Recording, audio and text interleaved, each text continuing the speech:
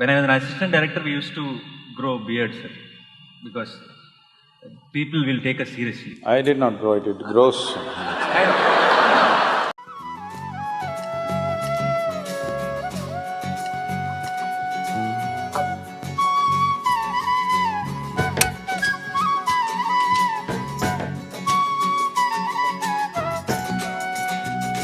A beard does not grow on just gurus, it grows on all men.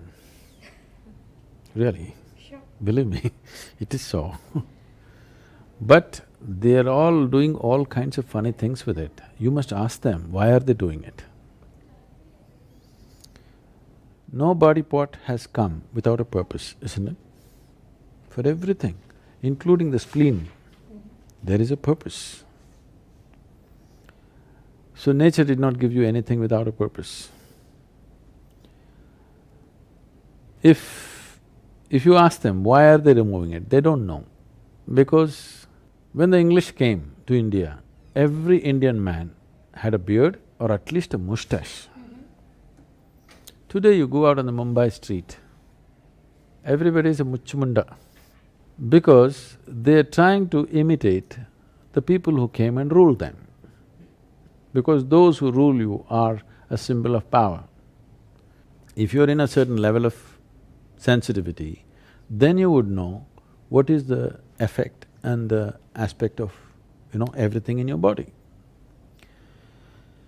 You think this is fashion, but you must understand the only reason why you're cutting your hair into various shapes and forms is because there is no pain in it. So if there was no pain in your nose, in the name of fashion, you would have cut it into many shapes by now. Even though there's pain, people are poking it in 10 different places today. Suppose there was no pain in your whole body, you would have taken your intestines out and go like this on the street. Yes? Yes or no? Right now, most human beings are not conscious enough, their intelligence is not conscious enough even to preserve themselves if there was no pain. It's only pain which is keeping them in one piece. Otherwise, they will cut themselves into two pieces and carry one hand here and one hand there. They would do all kinds of crazy things. Only pain is saving them, not their intelligence. If your intelligence begins to function, if your sensitivity begins to function, then your concern will be about how you are within yourself and what you experience and how you can perceive more. Your concern will be not about how you look. So, the advantage about the looks is, for 10 years if I don't have a mirror, I still look the same. People who are removing all this, one day without a mirror they look different, isn't it? And whatever your fashion of the day, have you seen pictures of people 50 years ago, 100 years ago?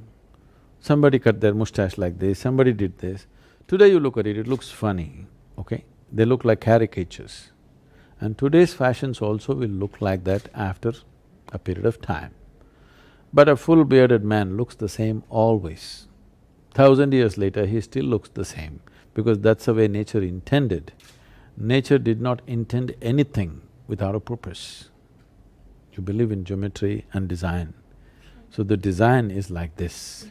I don't want to change the design of the creator, I want to use it to the fullest benefit.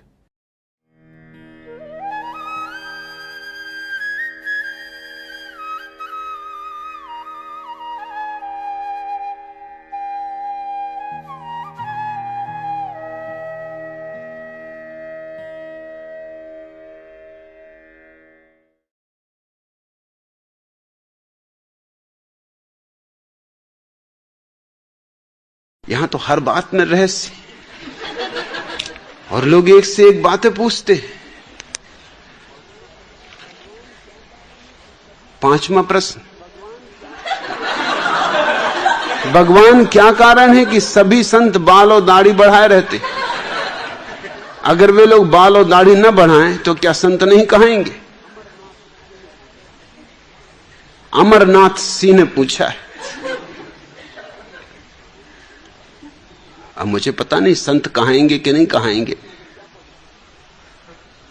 और संतों को क्या पड़ी कि संत कहाते कि नहीं कहाते, मगर लोगों को बड़ा नुकसान हो जाएगा। बाल बच्चों को क्या कह के डराओगे? बाल बच्चों को डराने का एक उपाय है कि बाबा जी आ रहे हैं। सोचो तुम क्या क्या बाल बच्चों को कह के डराओगे अगर संत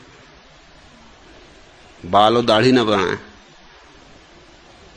पैंट कोट और टाई लगा के घूमे, तो बच्चों को कैसे डराओगे? बच्चों को डराने के लिए कुछ भी नहीं बचेगा। अभी संत कम से कम इतने काम तो आते ही कि देख अगर गड़बड़ की तो बाबा जी को दे देंगे। बाबा जी का मतलब समझते हो? बाबाजू, जो इधर से उस तरफ चले गए, उधर ही रहने लगे बाबा जी।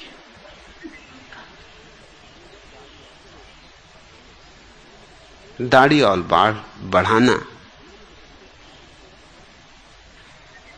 कुछ अर्थ तो रखता है। मैंने तो कभी कटाया नहीं, हालांकि मैं कोई संत नहीं हूं और संत होना भी नहीं चाहता।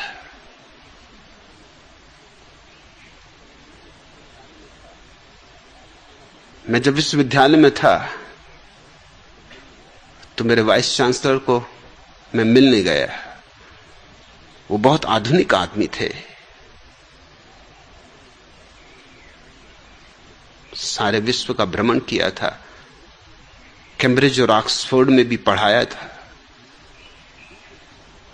कैम्ब्रिज से ही डीलिट थे, तो बिल्कुल ही अत्याधुनिक थे। उन्होंने मेरी दाढ़ी मूछ देखी, और मैं तो यूनिवर्सिटी में भी लुंगी पहनता था, एक बड़ा झब्बा, और खड़ा हूं कि आधा मील से लोगों को पता चल जाए कि मैं आ रहा हूं, सो लोग सावधान हो जाएं कि बाबा जी आ रहे हैं। जिनको डरना हो डर जाएं, जिनको भागना हो भाग जाएं, जिनको जो भी इंतजाम करना हो कर लें।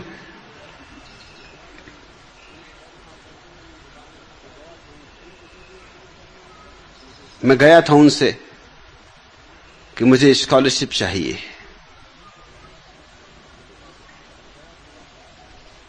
उन्होंने कहा कि स्कॉलरशिप तो पीछे हम बात करेंगे,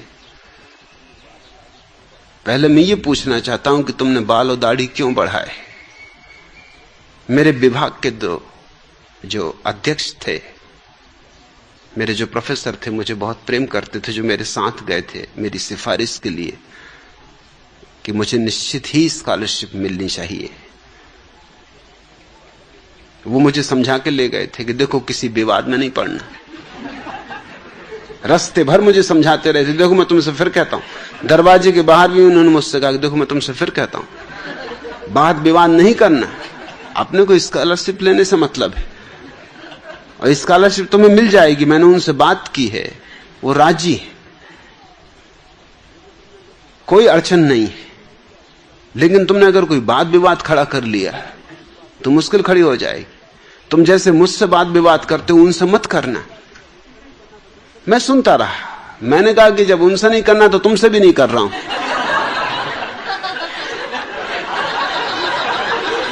मैं बिल्कुल चुप हूं, मगर मैं ये भी कह देता हूं कि अगर उन्होंने कोई बहुत बुनियादी बात छेड़ दी तो फिर बाहर में जाए स्कॉलरशिप, मिले कि ना मिले। और उन्होंने यही बात छेड़ दी। उन्होंने देख के मुझे कहा कि और सब तो ठीक है, दाढ़ी मूछ क्यों बढ़ाई। मेरे प्रोफेसर जो मेरे पास ही बैठे थे, पैर से मेरे पैर में पैर मारने लगे कि चुप। मैंने उनसे कहा कि देखिए, इसके पहले कि मैं आपसे बात करूं, मेरे प्रोफेसर को कहिए कि मेरी टांग में टांग न मार। मेरे प्रोफेसर तो बहुत घबरा गए, उनको तो पसीना छूट गया। मैंने कहा कि तुम्हें क्यों पसीना छूट रहा है, स्कॉलरशिप मेरी जा रही, जाने दो। और वाइस चांसलर तो बहुत हैरान हुआ कि मामला क्या। उन्होंने कहा क्यों टांग में टांग मार रहा है? मैंने कहा ये मुझे समझाते आ रहे हैं रास्ते भर से कि अगर विवाद किया तो स्कॉलरशिप चली जाएगी। मैंने भी इनसे कह रखा है कि अगर उन्होंने कोई बुनियादी बात छेड़ी तो विवाद होकर रहेगा। आपने बुनियादी बात छेड़ दी, अब ये मेरी टांग में टांग मार रहे। अब मैं स्कॉलरशिप की फिक्र करूं कि अपनी आत्मरक्षा करूं? आप बोलिए। उन्होंने कहा तुम फिक्र छोड़ो, विवाद कर सकते हो, स्कॉलरशिप कहीं नहीं जाएगी। मैंने कहा स्कॉलरशिप का मामला पहले निपटा दीजिए, ताकि ये नहीं तो ये मेरी टांग में टांग मारेंगे। बात इतनी साफ थी कि उन्होंने पहले मेरी स्कॉलरशिप के फॉर्म पे दस्तखत किया कि ये खत्म, अब बोलो। मैंने कहा मैं तुमसे ये पूछता हूं कि आपने बाल और दाढ़ी कटाए हैं या मैंने बढ़ाए?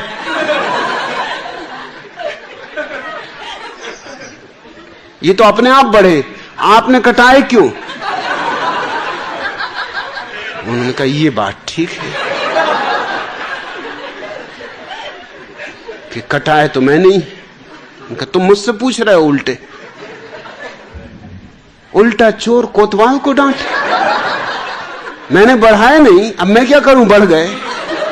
कटाए नहीं, ये बात जरूर है, क्योंकि मैं आज तक तय नहीं कर पाया कि कटाऊं कैसे। भगवान बढ़ा रहा है और मैं कटाऊं। अब कल तुम हमसे यही कहने लोग उंगलियां क्यों नहीं कटाई, कि टांग क्यों नहीं कटाई, तभी तो बड़ा मुश्किल हो जाएगा। हम क्या क्या कटाएं? तुमने क्यों कटाए? उन्होंने कहा कि मुझे थोड़ा सोचने का समय दो। कितना समय चाहिए? मैंने कहा स्कॉलरशिप का मामला तो खत्म हो चुका है, अब ये बात चलेगी, इसको मैं छोड़ने वाला नहीं हूं। मैं रोज आ जाया करूंगा। आप सोचें, रोज मैं ठीक 11 बजे आपके दफ्तर पर दस्तक दिया करूंगा। दस्तक देने की वैसे भी जरूरत नहीं, मेरी खड़ा हूं करीब आधा मील से बस्ती।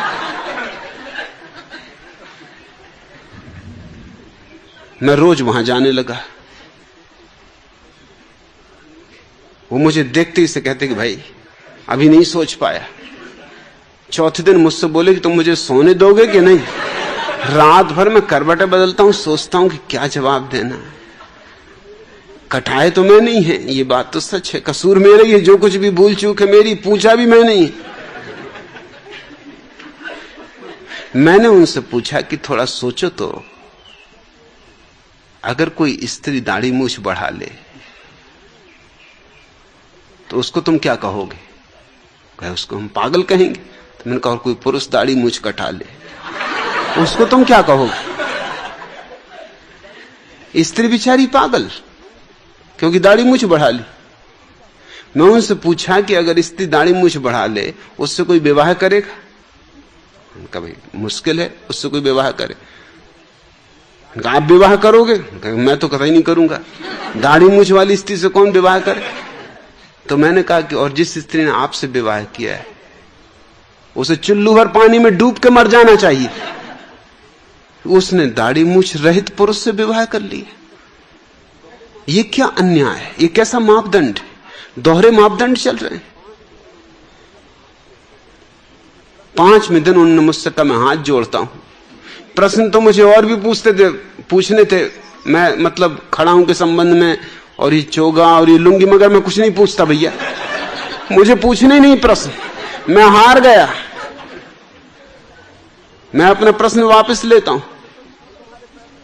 और अब मैं समझा कि तुम्हारा प्रोफेसर क्यों तुम्हारे पैर में टांग मार रहा था। अरे वो मेरी टांग में टांग मारता तो ठीक था, उसे मुझे सावधान करना था, तुम्हें क्या सावधान करना?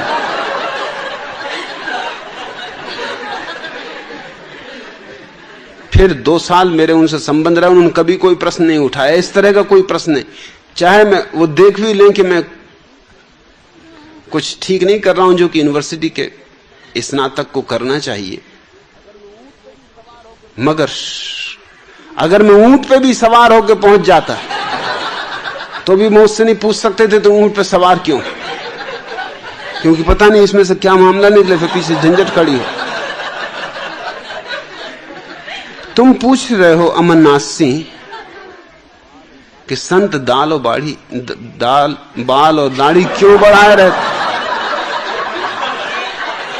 संत बेचारे सहज स्वाभाविक लोग जो परमात्मा करता है करने देते हैं, बाधा नहीं डालते कि बैठे उस तरह लिए और बाधा डाल रहे हैं। परमात्मा जो करता है उसे सहज स्वीकार करते हैं, और ये पुरुष का लक्षण है, ये पुरुष के शरीर का हिस्सा है, ये बिल्कुल नैसर्गिक है। ये तो बिल्कुल पागलपन है कि दाढ़ी मूंछ सफा करके बैठे हुए हो।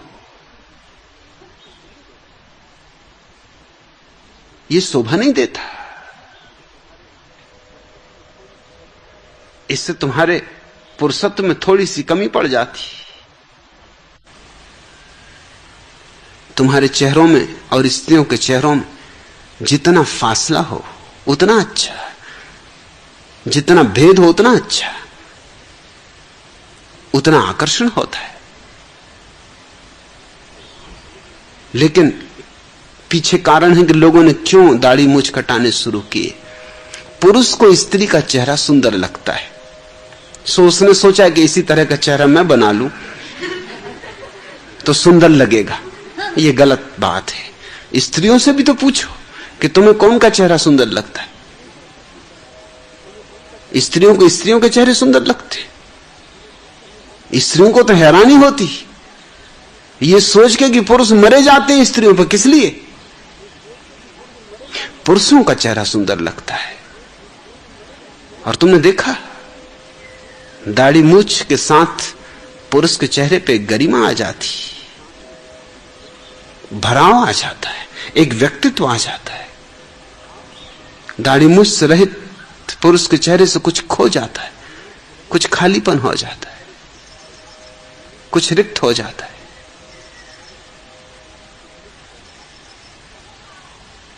अच्छी दुनिया होगी और लोग सहज स्वाभाविक जिएंगे तो ये बिल्कुल स्वाभाविक होगा कि लोग दाढ़ी मूंछ बढ़ाएं।